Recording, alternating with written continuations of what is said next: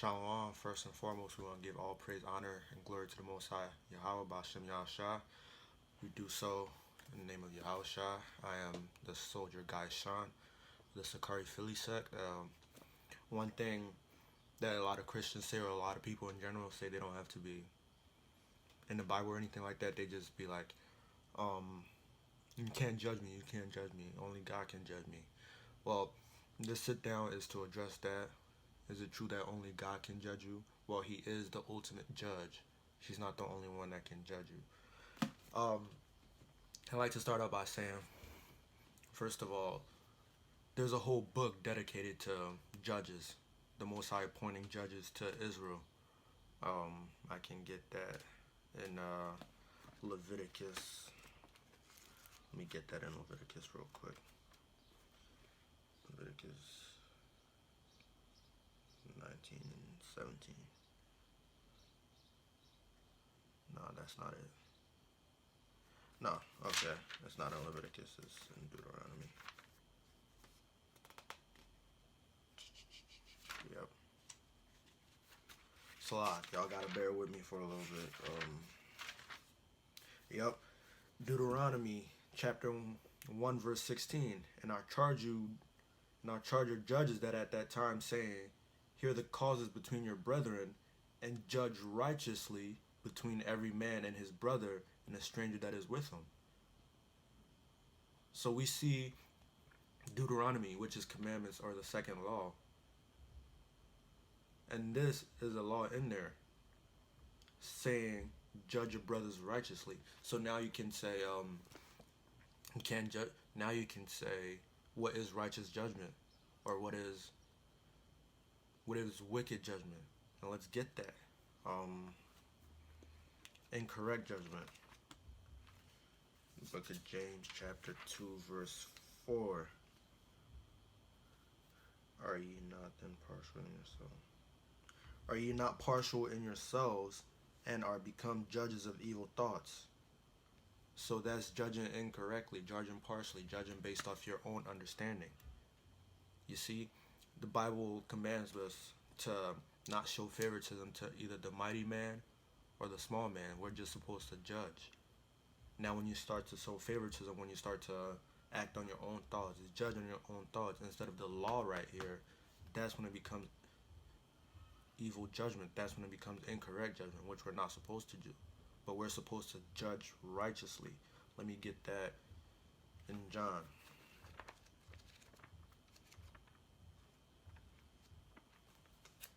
Get that real quick in John. We're supposed to judge. We're supposed to judge righteously, just like I brought out in Deuteronomy. John 7:47. 47? Oh, 24. This is the book of John, chapter 7, verse 24. Judge not according to appearance, but judge righteous judgment. That's what we're supposed to do. We're not supposed to judge according to appearance. Judge righteous judgment according to the law. We know that the law is righteous. We know that the law is the light, so we're supposed to judge according to the law. That is righteous judgment. Where is it at? No, you're not that.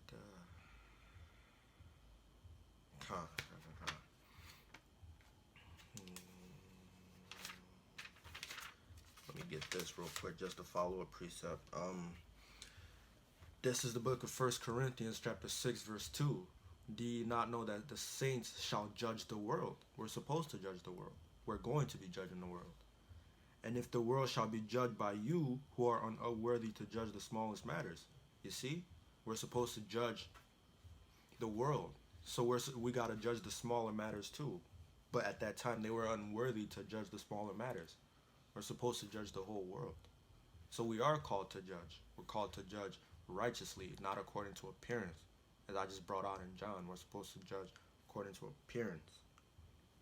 So when people tell you, oh, you can't judge me, yes, I can.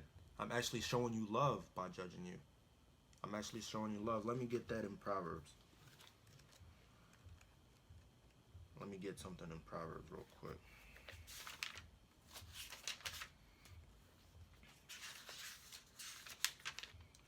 Proverbs 9. Proverbs 9 and 39. Open thy mouth, judge righteously, and plead the cause for the needy and the poor. We're supposed to judge righteously between right and wrong. And like I said before, we know that right is according to the law. That's righteously. That's righteous judgment when we judge according to the law. So Proverbs tell us to open our mouth. Proverbs tells us to open our mouth and to judge righteously. We're not supposed to stand idly by and watch injustice happen. Injustice according to what? Injustice according to the Bible. If somebody's breaking the law, we're supposed to rebuke them. We're supposed to rebuke them. Let me get what love is according to the law. This is the book of Leviticus, chapter 19, verse 7. Verse 17, I should say. Leviticus. Oh, this is no. This is the book of Leviticus, chapter 19, verse 17. Thou shalt not hate thy brother in thine heart. Thou shalt in any wise rebuke thy neighbor, and suffer not sin upon him. Let me read that in another translation, just so you could get the clear-cut picture. But we're supposed to rebuke our neighbor, the Israelites, and not suffer sin upon them. That is love. That is what love is, because it said, "Thou shalt not hate thy brother in thine heart." If you don't hate thy brother, you're gonna rebuke him. You're gonna tell him what's right. You're gonna tell him he's going off. That's love. That's love. This is the NLT, and we read other versions. We do comparative tests. Do not nurse your hatred in your heart for any of your relatives, Israel. Confront people directly so you will not be held for their sin. NIV, do not hate your fellow Israelite in your heart. Rebuke your neighbor frankly so you will not share their guilt. So we're supposed to rebuke. We're called to rebuke our neighbors. We're called to rebuke our fellow Israelites. If you're going off, I'm going to tell you that is love. If I hate you, I won't rebuke you. If I hate you, I won't rebuke you. And let's see what so-called Jake's reaction is to rebuke. Let's see that. Let's get that. Let's hear that. The scorners.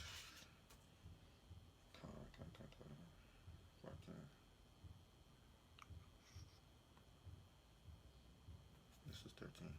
Khan. This is the book of Proverbs, chapter 13, verse 1. A wise son hears his father's instruction being the law.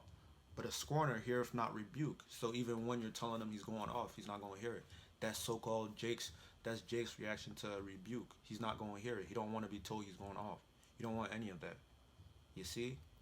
But our people got to come out of that spirit. We can judge you. We're supposed to judge righteously. It is love for us to judge you. We're not judging you based on appearances. We're not saying, oh, I'm better than you or nothing like that. We're judging righteous judgment.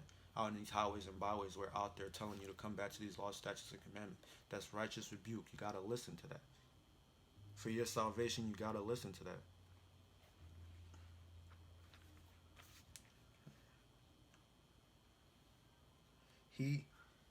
He that saith, this is the book of Proverbs, chapter 24, verse 24 to 25. He that saith unto the wicked, he that saith unto the wicked, thou art righteous, him shall the people curse. Nations shall abhor him. But to them that rebuke him shall be light, and a good blessing shall come upon them. We're called to rebuke you again. Just to reiterate that we're called to rebuke you. It is our job. It is wisdom to rebuke you. And it is folly to exalt wickedness. We're not supposed to idly stand there and let you do wickedness and praise that wickedness. The Most High didn't call us to do that, as I just read to you in Proverbs 24, verse 24 to 5.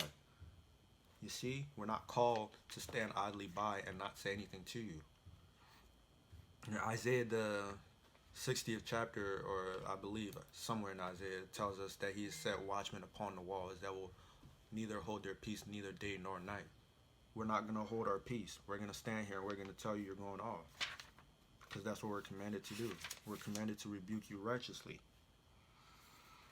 This is the book of Luke, chapter 17, verse 3. Take heed to yourselves. If thy brother trespass against thee, rebuke him. If he repent, forgive him. You see, there go rebuke and there go repent. They go hand in hand. We're not supposed to just. You can't just rebuke somebody. If they repent, that's good.